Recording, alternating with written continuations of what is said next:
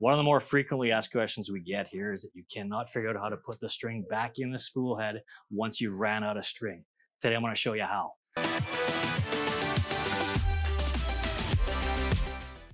FS38, this particular head, you're not taking it apart anymore. Once you've run out of string, you just line that white ring triangle against the black ring arrow.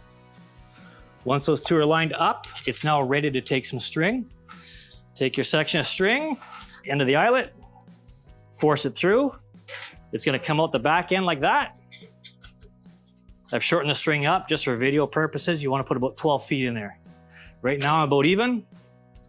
Grab the outer part of the spool with your fingers, turn this ring counterclockwise.